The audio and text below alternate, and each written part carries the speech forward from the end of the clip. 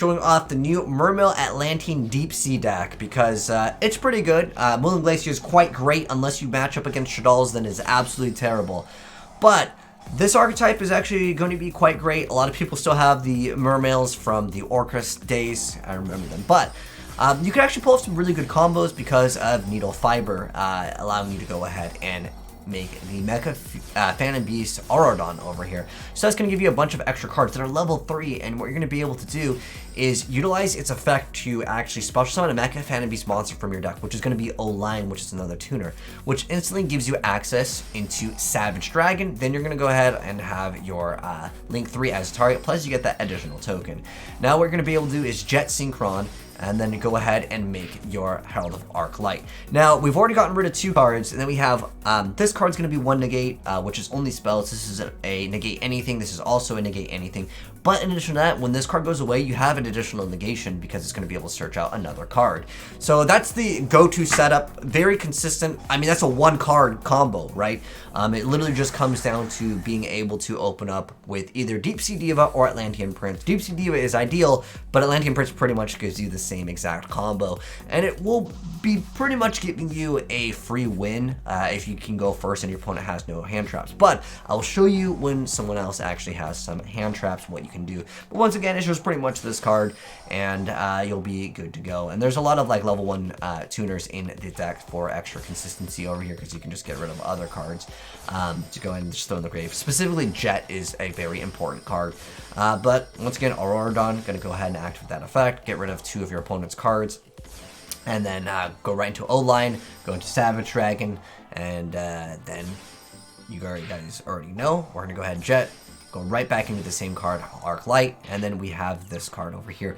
Now you could choose to actually negate another monster's effect if you want to, or you can negate a trap, but for whatever reason, yeah, you have a lot of options for what you want to go ahead and do.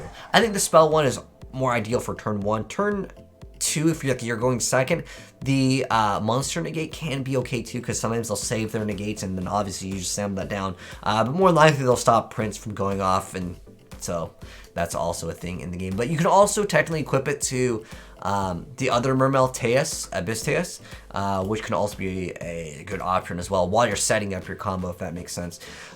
Next up over here, this guy's going to have the Impermanence as well as the Ash Blossom. Now, one thing that I didn't get to show off is the extra potential negation. There is a Deep Sea Synchro that's supposed to make it so when you go ahead and activate Minstrel's effect. So her effect is that you discard this card in a water monster, you get to look at your opponent's hand, and you banish 1 card from their hand. It doesn't banish it forever, but it lets you see your opponent's hand, and then from there you get to know exactly what you are playing, and you guys can decide what you want to go ahead and search out for. Now, I actually have another build of Mermails. I won't talk about it too much because I still have to get gameplay of it, but this was sent in by my homie Celso over here, another content creator. I'll link him down below if you guys want to check him out. Highly recommend. He used to come to my streams all the time and give me cool ideas, but now I stream late Kappa, that's why. But anyways, once again, bread and butter combo, and then again, we're able to play through, well, because we had call, we're able to get rid of the other hand trap, and again, the Deep Sea is able to get rid of 1 of your opponent's other cards. But now, we're gonna go ahead and see him get the extra negation. So I mentioned before, Herald of Arc Light gives you an extra negation. So if you might be thinking, why would you negate impermanence? You just lose out on a card. Don't worry, there's a card that we're gonna search out for with this card that's gonna give you an additional card, which is of course going to be the Ancient and Ascended, which makes it so if your opponent would target something, they're not going to be able to do it. So overall, just don't activate this effect against Shadal's, and I think that you have a pretty good matchup against a majority of decks turn 1 if you happen to be going first. It's basically showing off what the deck can do turn 1. Obviously, turn 2, you have access to Heavy Infantry, which is quite a great card. I also want to mention there is a really good card that wasn't in here. It is called Deep Sea Aria. Its effect is to banish a water, and then you get to add a level 4 or lower Sea Serpent from monster from your deck to your hand, which pretty much just comes down to go ahead and adding this. Another great option, if you want to run this card, is actually going to be the Abyss Teus. Oops. Is it one word? Okay. Mermail Abysseus is actually a really great card as well. The reason why is because you can basically bait out your opponent's stuff. It will require you to move around some of the card choices, like, for example, Cosmic Cyclone. But I think that the other Deep Sea card is a really good card. It's Deep Sea. There's 2 words here. Aria, yeah. So this literally lets you go ahead and add any level 4 lower sea serpent, which you can go for a pop if there's a very annoying card that you need to get rid of via this effect. That's why this card is actually really great. It really helps going second because this card will let you discard heavy infantry, which lets you deal with boards a little bit better. Plus, we have impermanences to try to deal with anyone that would be going first, and obviously Ash Blossom over here is a great card as well. But anyways, here's the deck profile. I'll briefly give you guys a sneak peek at what I'm actually building for my Mermail variant. It's a Mermail Warrior variant. I know it sounds crazy, but let's get this one here, and I'll give you guys a sneak peek. So anyways, we got Dueling Glacier, 2 copies of Megalo, 1 copy of the Lapis Dragon. This is a card where you're going to be able to activate by searching out this card via Dragoons, and then you can just special summon it for free. There's also another variant with Mali. I won't go, like I said, I know this is supposed to be about Cells deck, but it got me excited, and like you can actually mess around with token, and you can actually pull off some crazier plays with this card as well. It's a great card. And then we have Dragoons, and then we have 3 copies of Minstrel, so it's 3/3, 3 copies of Joyous Spring, 2 copies of O-Line, because you actually don't want to draw your O-line, so it just gives you another option if you happen to draw one. And then we have 3 copies of Diva, 2 copies of Heavy Infantry, 3 copies of Atlantean Prince. You can play Marksman if you want. I've seen some people just play 1 of that card.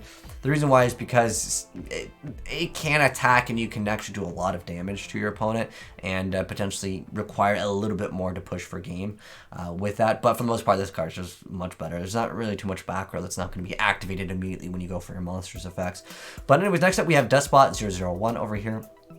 Then 3 copies of Jet Synchron. Then we have, of course, our searchable card with our Herald of Arclight. Plus, it can be another card where you can stop other players' Veilers and Permanences. And then we have 1/1 Foolish Burial, 3 copies of Cosmic Cyclone, 3 copies of Called by the Grave. Unfortunately, no Glow Up Bulb. Otherwise, Glow Up Bulb would be an excellent card as well for this archetype. In fact, it would actually be even better because you wouldn't have to go -1 for it. But sometimes the -1 isn't that bad because you can just put another card in the graveyard. Maybe you need an extra water or whatever the case is. 3 called because it's turn 1 deck. And then we have Abyssgale of the Mizuchi over here and 3 copies of Impermanence. And then for the extra deck, Savage Dragon, Arclight, Boral Sword, the Access Code Talker, Unicorn, then the Mecha Phantom Beast, Aurodon. Then we got 1 copy of the Marnsis Coral. This one actually has a really good effect. It just requires 2 water monsters, and on top of that, it just lets you target a water monster, and then you get to special summon it to a zone that this points to. So it actually be really good when you activate the effect of your Megalo to tribute a card. You can bring back a Dragoons and proc Dragoons effect again, and then search out another card to continue off your combo. It's really great stuff. And then your Phoenix over here, 2 copies of the Mermail Link monster. This card, I think it just got outclassed for the most part. Also, I think Coral Dragon is another great card to go ahead and disrupt on your opponent's turn if you want to go ahead and play that card as well. Then we have Cerberus, we have 2 copies of Needle Fiber, and then we've got Link Haribo. These are cards that are quite great in the side deck as well. So we have Gamma Seal, the Pankatrops, 2 copies of Crow, Lightning Storm, Dark Ruler No More, and 3 copies of Evenly. And of course, if you're playing against all 3 guys, you just activate this and they cry every time. But I did say I'd give you guys a preview of my deck, even though thanks again, Sals, for hooking me up with yours. But I'm in the middle of making a really cool Mermail deck, and I want to show you guys like a preview of what I'm working on. It's a 60 card deck at the moment, but it actually has insane plays. This guy like rage quits against me, and I'm still in the middle of getting footage. But what this allows me to do is I can go into Isolde in this deck, and I think he just quit right here. All right, so I play a lot of other cards like Junk Forward that let me just go ahead and go into this. But what you can do is you can go from Isolde, you could actually go into Needle Fiber that can bring you Angler Grappler, and he is another card that you can use as material, and he can let you go ahead and actually go into Savage Dragon from this. So basically you have the same setup. You end up going for Dueling Glacier, getting rid of 2 cards, but you can also go for the Aqua Dolphin like here, which we got rid of our opponent's card. But I really like this build because you can go for Aqua Dolphin later down the line, therefore hitting more cards out of your opponent's hand, because in the very beginning, you don't have that many great targets because there's not enough attack on board. But what this play would technically allow you to do is it's pretty much the same play, but you are able to Aqua Dolphin and get rid of another card out of your opponent's hand. And on top of that, I just think that Isolde is just very good. Plus, you have a really good strong follow-up turn if you want to play God Phoenix. It's a really weird mix-up of a deck. I will admit that it can brick sometimes. But because of just literally this being water, you can actually activate the effect of all of your Atlanteans off of this. So you can go into Isolde, if you can get it for free, as in like you still have your normal summon.